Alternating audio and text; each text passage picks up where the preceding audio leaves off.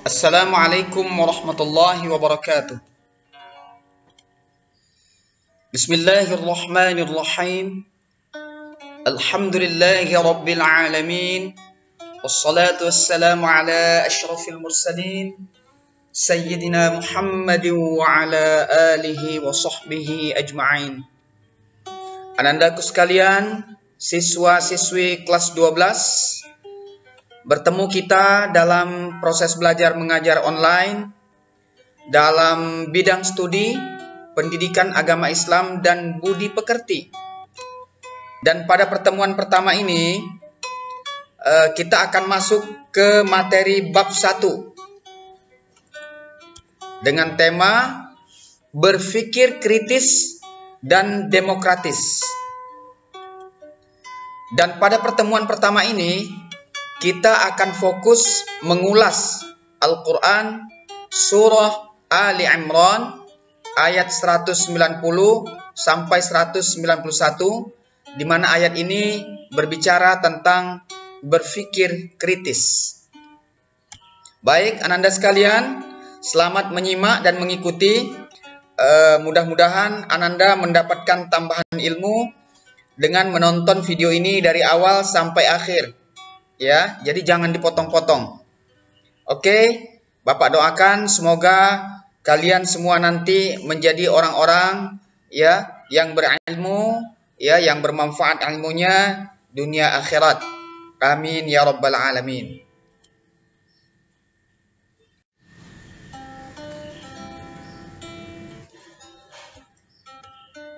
Baik, kita awali dengan terlebih dahulu membaca surah Ali Imran ayat 190 sampai 191 tentang berpikir kritis. Baik, silakan simak, Bapak akan bacakan. A'udzu billahi minasyaitonir rajim. Bismillahirrahmanirrahim.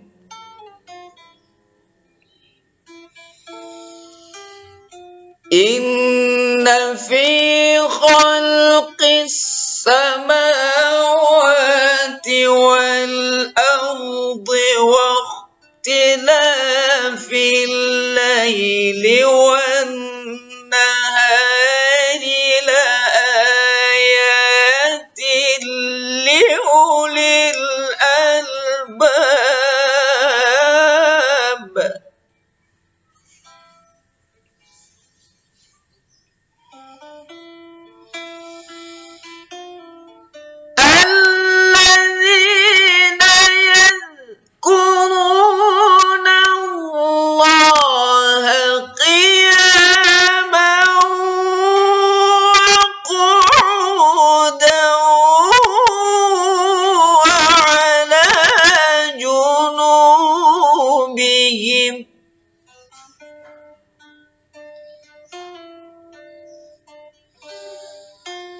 وَيَتَفَكَّرُونَ فِي خَلْقِ السَّمَاوَاتِ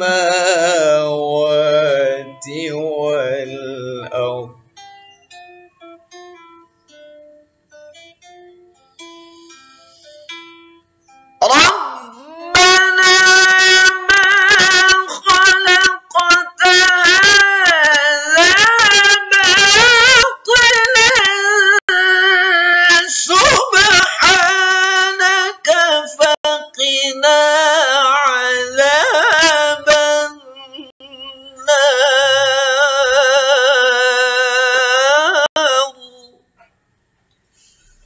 Sadaqallahul azim. Nah, itu tadi pembacaan surah Ali Imran ayat 190 sampai 191. Mudah-mudahan ananda bisa membacakannya dengan lebih baik lagi, insyaallah.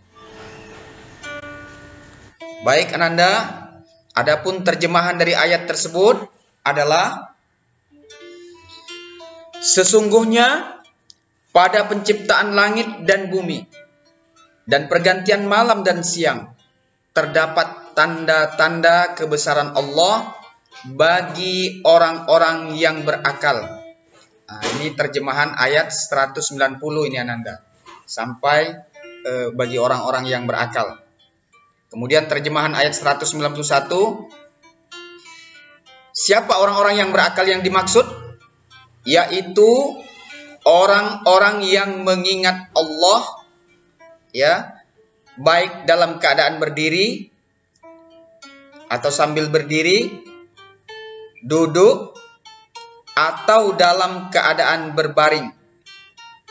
Dan mereka senantiasa memikirkan tentang penciptaan langit dan bumi, seraya berkata, "Ya Tuhan kami, tidaklah Engkau menciptakan semua ini sia-sia. Maha suci Engkau, lindungilah kami dari azab neraka."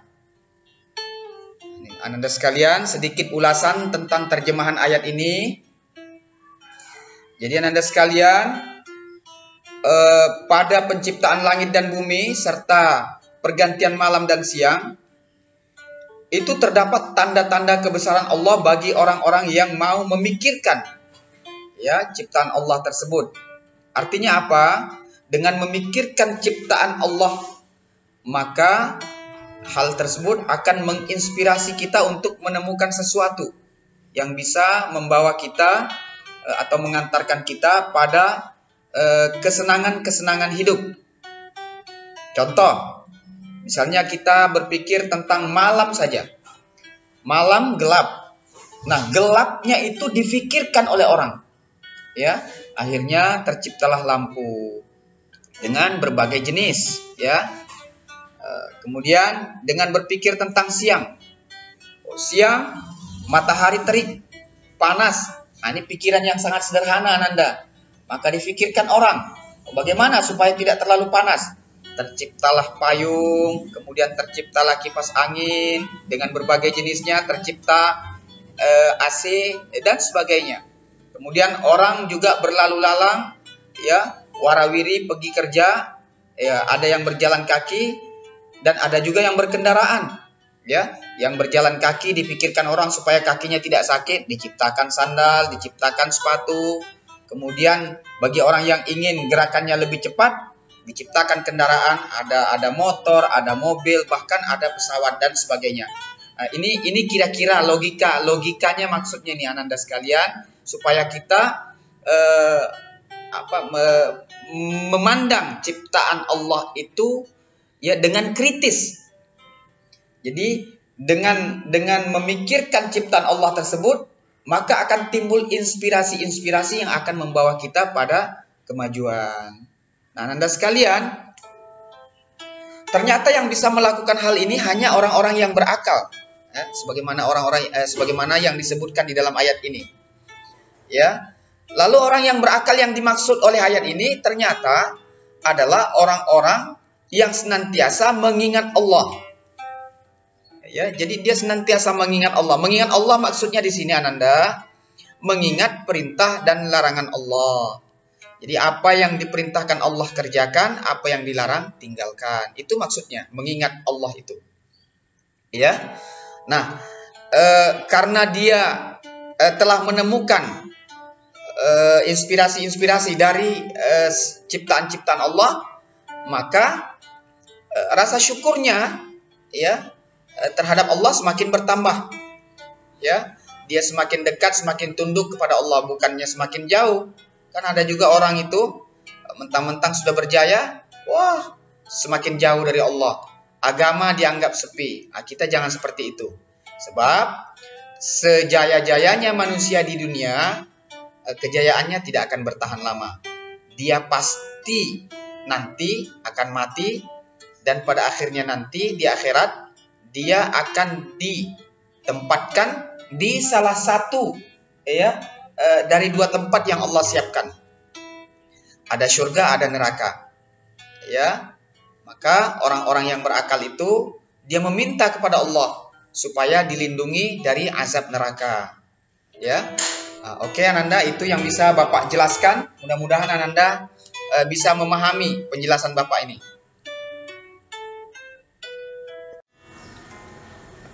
Baik Anandaku, selanjutnya mari kita coba untuk mengidentifikasi hukum tajwid yang ada di dalam Al-Quran surah Ali Imran ayat 190 sampai 191. Walaupun ini tidak lengkap ya Ananda ya, hanya beberapa saja di antaranya.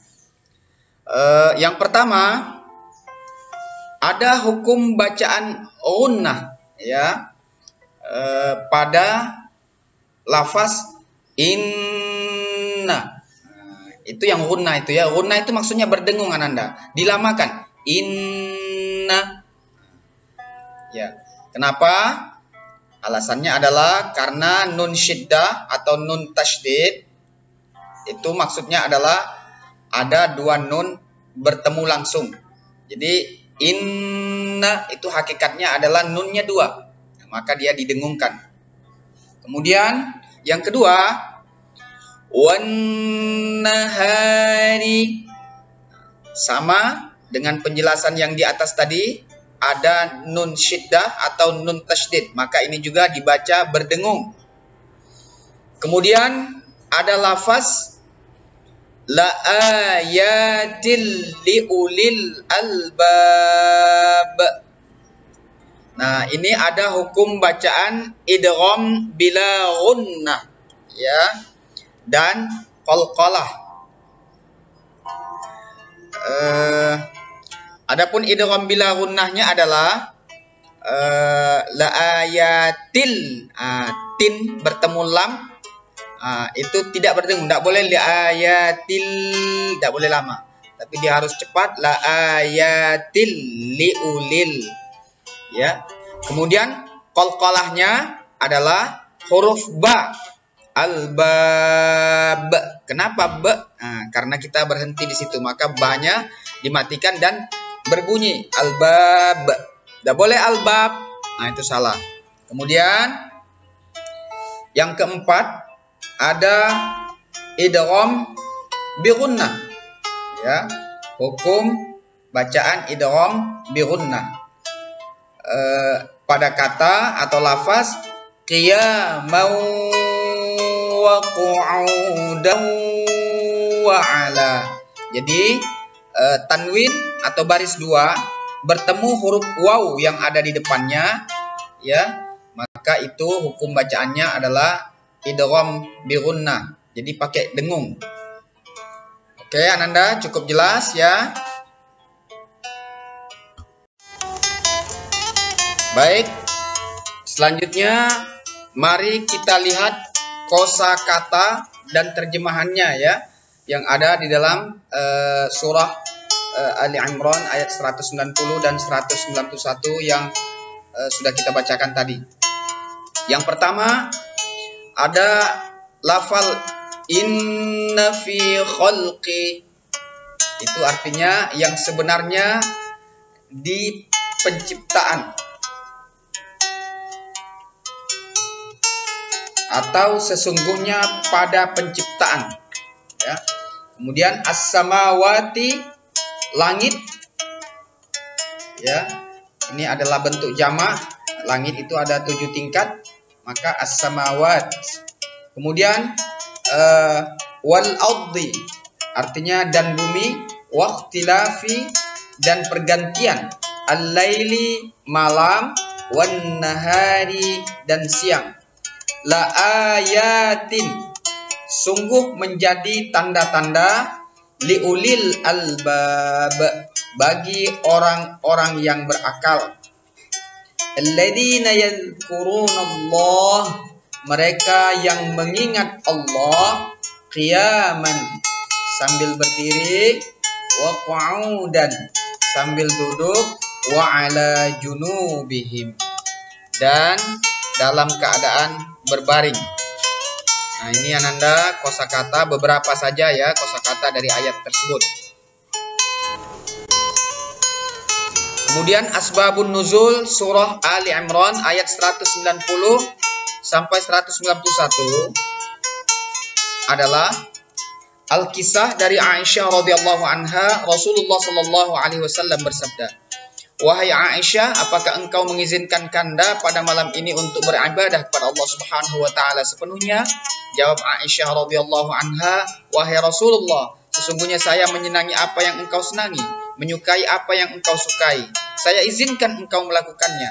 Kemudian Nabi mengambil qirbah atau tempat air yang terbuat dari kulit domba yang terletak di dalam rumah. Lalu beliau berwudu. Selanjutnya beliau mengerjakan sholat. Di waktu sholat beliau menangis sampai-sampai air matanya membasahi kainnya karena merenungkan ayat Al-Quran yang dibacanya. Setelah sholat beliau duduk memuji-muji Allah dan kembali menangis terseduh-seduh. Kemudian beliau mengangkat kedua belah tangannya berdoa dan menangis lagi.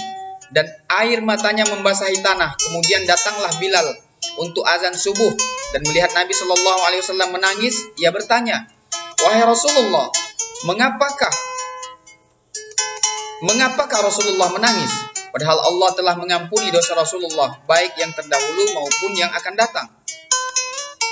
Nabi menjawab, "Apakah saya ini bukan seorang hamba yang pantas dan layak bersyukur kepada Allah Subhanahu wa taala? Dan bagaimana saya tidak menangis? Pada malam ini Allah Subhanahu wa taala telah menurunkan ayat kepadaku." Ayat yang dimaksud adalah Al-Quran surah Ali Imran ayat 190 sampai 191. Selanjutnya beliau berkata lagi, "Alangkah rugi dan celakanya orang-orang yang membaca ini dan tidak memikirkan dan tidak merenungkan kandungan artinya."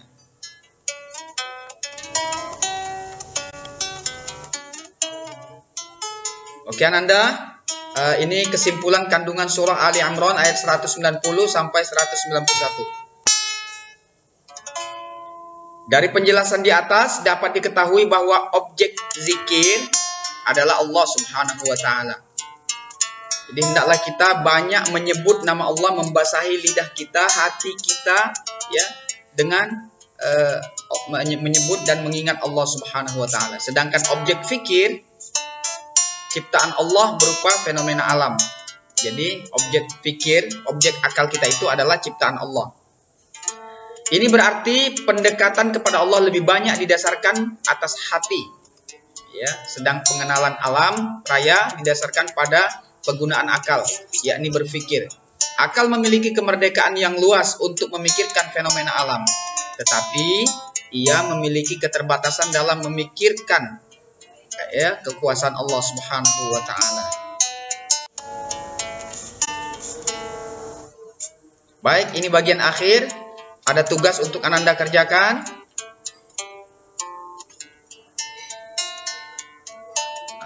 Buat video kalian sedang membacakan Al-Quran surah Ali Imran ayat 190 sampai 191 beserta terjemahannya. Kalau sudah selesai, kirimkan hasilnya ke classroom kita. Tolong tugas ini dikerjakan ya sesuai limit waktu yang telah ditentukan. Jangan sampai terlambat. Oke? Mudah-mudahan Ananda bisa menyelesaikan tugasnya dengan baik. Amin ya rabbal alamin. Terima kasih. Mohon maaf jika ada hal-hal yang tidak berkenan. Bapak akhiri. Assalamualaikum warahmatullahi wabarakatuh.